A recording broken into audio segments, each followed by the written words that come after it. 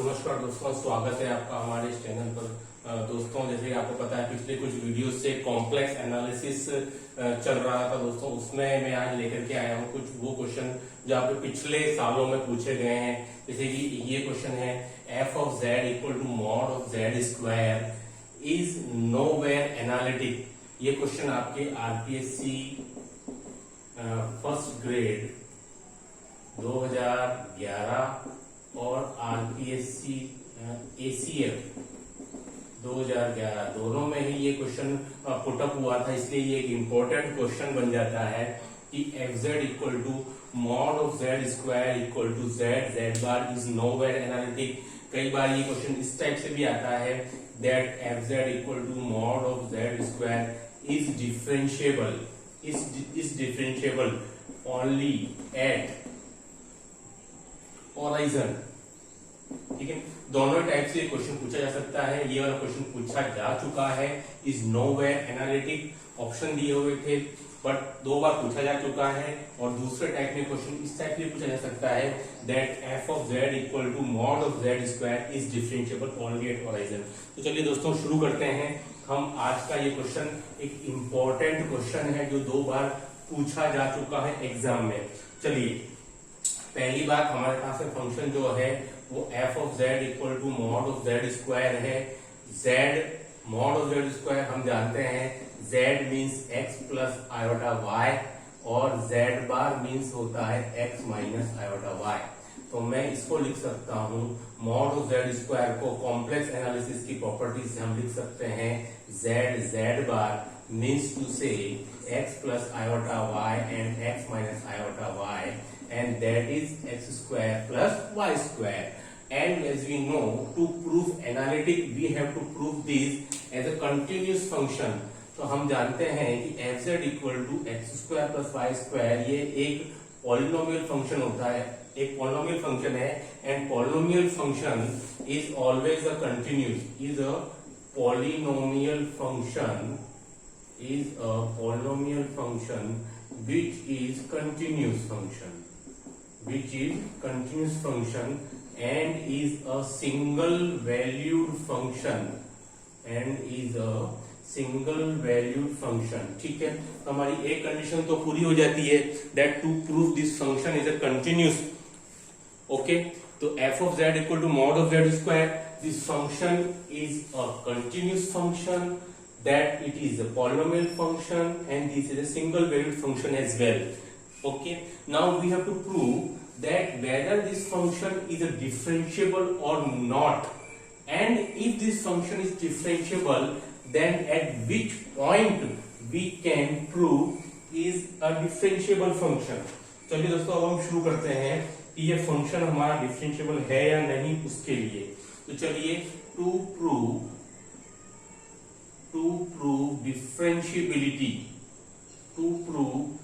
differentiability हम जानते हैं, इसके लिए हमारे पास अलग अलग तरीके हम लगा सकते हैं। लेकिन देखिए, आज जो हम तरीका लगा रहे हैं ये आप यूज में लाए, limit delta z tends to 0, limit delta z tends to 0 f of z plus delta z minus f of z divided by delta z। आप इस फॉर्मूले का यूज करें कि to prove differentiability limit delta z tends to 0 f of z plus del z minus f of z divided by del z। चलिए दोस्तों, इसका हम यूज करते हैं equal to limit del z tends to 0। अब आप देख सकते हैं z प्लस डेल z की जगह आप क्या लिख सकते हैं, ये हमारे पास फंक्शन है तो z plus del z and z bar plus delta z bar minus z bar divided by del z। चलिए, इसको हम आगे अगर सोल्व करें तो limit del z tends to 0, इसका मल्टीप्लाई कर लेते हैं, हमें क्या मिलता है z bar plus z delta z bar plus delta z bar plus delta z बार, और यहां से हमको मिल जाएगा माइनस का z bar divided by delta z। देखिए, ये सारी वैल्यूज हमें यहां से मिल जाएंगी जो कि हमने इन दोनों ब्रैकेट को मल्टीप्लाई किया, देखिए क्या क्या हमारा कैंसिल हो जाएगा, z बार हमारा कैंसिल हो गया, तो मुझे मिलेगा यहाँ से that is limit delta z tends to 0 and z del z bar plus del z bar plus del z bar divided by del z। अब देखिए इसमें आगे हम प्रूफ कर रहे हैं कि ये दिया गया फंक्शन डिफरेंशिएबल है या नहीं, अगर है तो किस पॉइंट के ऊपर है, ये भी क्वेश्चन पूछा जाता है। तो limit del z tends to 0, अब मैं यहां इसको अलग अलग कर देता हूं, तो z del z bar by del z plus del z bar by del z plus del z bar by del z। अब देखिए ये यहां से कैंसिल हो जाएगा, ये यहां से कैंसिल हो जाएगा, तो चलिए मुझे क्या मिलता है, limit del z tends to 0 z del z divided by del z plus z bar plus delta z bar. तो दोस्तों ये हमारे पास तो लास्ट स्टेप यहां से मिली है। तो अब आप देख सकते हैं कि जो फंक्शन मुझे मिला है, अगर इसको मुझे अगर इनफाइनाइट से बचाना है तो मैं अगर डेल z टेंस टू 0 रखूंगा तो यहां मुझे इन्फिनिटी मिल जाएगा। बट अगर मैं पुट करता हूं for this point z equal to 0 जो उसके डोमेन में भी है, तो z इक्वल टू 0 पुट करने में मेरा ये 0 हो जाएगा, z बार पे ये 0 हो जाएगा, और डेल z टेंस टू 0 है तो del z bar tends to 0 पे ये 0 हो जाएगा। मतलब मुझे पूरा जो मेरा एनालिसिस है ये 0 मिलेगा, लेकिन किस पर मिलेगा, only at z equal to 0 पर ही मिलेगा। देखिए ध्यान से देखिए, हम यहां तक पहुंच गए हैं। अब इसके आगे सॉल्यूशन के लिए अगर मैं del z tends to 0 limit put करता हूं तो मुझे यहां से इन्फिनिटी मिल जाएगा।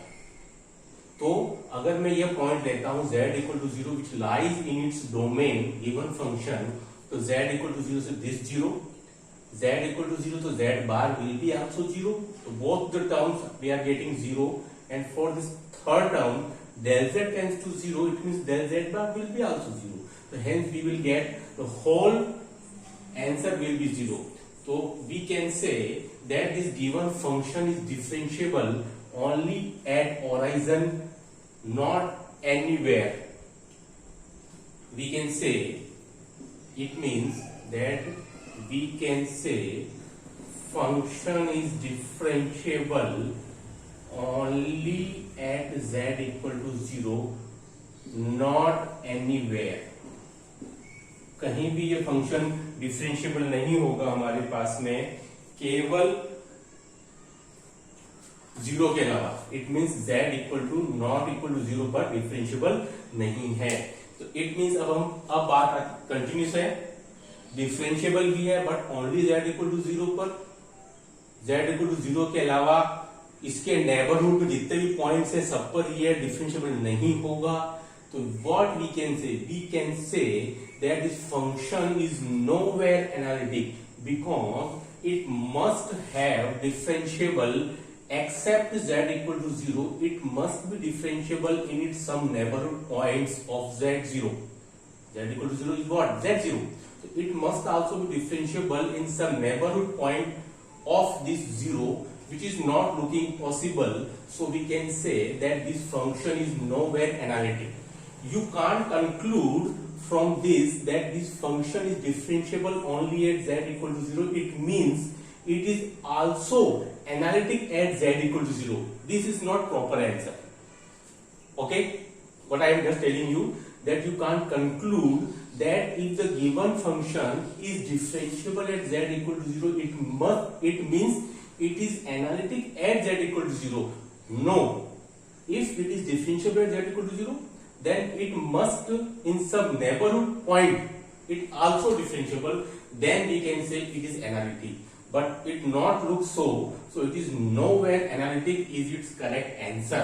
So it is an important question जो 2 बार हमारे यहाँ पूछा गया है एग्जाम के अंदर, क्योंकि यह z इक्वल टू 0 के अलावा दूसरे किसी भी पॉइंट के ऊपर इसके नेबरहुड में जो दूसरे पॉइंट होंगे वहां पर ये डिफरेंशिएबल नहीं होगा, और इस वजह से यह कहीं भी नोवेयर एनालिटिक इसके लिए बोला जाएगा। तो the given function is nowhere analytic. ठीक है, इसके लिए हम